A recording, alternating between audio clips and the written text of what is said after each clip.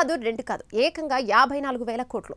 అంటే ఇంచుమించుగా ఒక చిన్న రాష్ట్రం బడ్జెట్తో సమానం. అయితే ఇన్ని వేల కోట్లను సైబర్ నేరగాలు మాత్రం కిమ్మనకుండా కొట్టేశారు.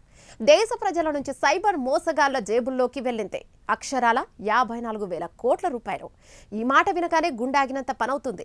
ఇక ఈ మాట విన్న మన దేశ అత్యున్నత న్యాయస్థానం బగ్గుమంది. దేశవ్యాప్తంగా జరుగుతున్న సైబర్ నేరాలపై చాలా సీరియస్ అయిన సుప్రీంకోర్టు ఇది ముమ్మాటికి దారి దోపిడీ అని చివాట్లు పెట్టడంతో పాటు రిజర్వ్ బ్యాంక్ ఇంకా టెలికాం శాఖలకు చివాట్లు పెడుతూ నివారణకు చర్యలు ఏం తీసుకుంటున్నారో వివరించాలని ఆదేశాలను జారీ చేసింది. అయితే సైబర్ మోసాలకు అడ్డు అదుపు లేకుండా పోతుంది.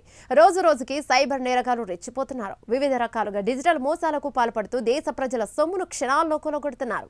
దీంతో వారు కొట్టేసే మొత్తం వేల కోట్లకు చేరింది. ఇక దీనిపై తాజాగా విచారణ చేపట్టిన సుప్రీంకోర్టు సంచలన వ్యాఖ్యలు చేసింది. ఈ కేసులో సైబర్ నేరగాలు ఏకంగా 54,000 కోట్లు కాజేశారని ఆందోళన వ్యక్తం చేసింది. కొల్లగొట్టిన ఈ సొమ్ము చిన్న రాష్ట్రాల బడ్జెట్ కన్నా ఎక్కువని చెప్పింది. వీటిని అరికట్టేందుకు ఆర్బీఐ బ్యాంకులు టెలికమ్యూనికేషన్ విభాగం సంప్రదింపులతో నిర్ణీత ప్రమాణ కార్యాచరణను రూపొందించాలని కేంద్ర ప్రభుత్వాన్ని ఆదేశించింది సుప్రీంకోర్టు.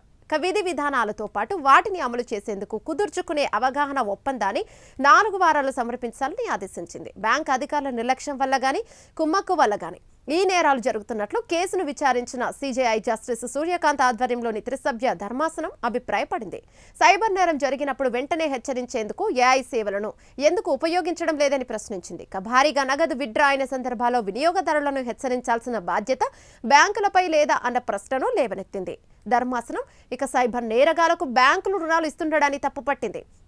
దీంతో పాటు డిజిటల్ అరెస్టులపై దర్యాప్తు చేసేందుకు సిబిఐకి అనుమతి ఇవ్వాలని గుజరాత్, ఢిల్లీ ప్రభుత్వాలను ఆదేశించింది.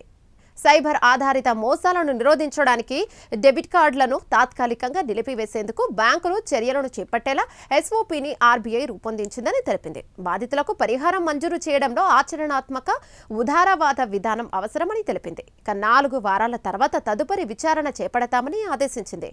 తదుపరి విచారణ తేదీలోపు తాజా స్టేటస్ నివేదికను సమర్పించాల్సిందిగా అధికారులను ఆదేశించింది.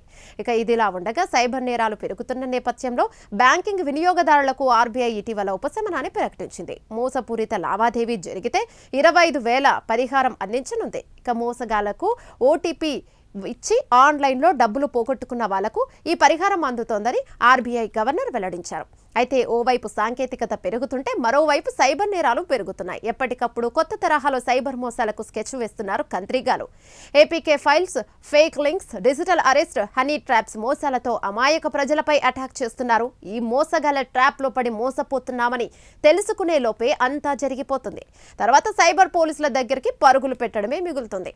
అయితే సైబర్ పోలీసులు ఒక రకమైన సైబర్ నేరాలపై ప్రజలకు అవగాహన కల్పించే లోపే సైబర్ నేరగాలు తమ రూట్ను మార్చేస్తుండడంతో నేరాలు పెరిగిపోతున్నాయి. ఇక ఏదేమైనా సైబర్ నేరాలతో దేశ ప్రజల జేబులు గుల్లవుతున్నాయి.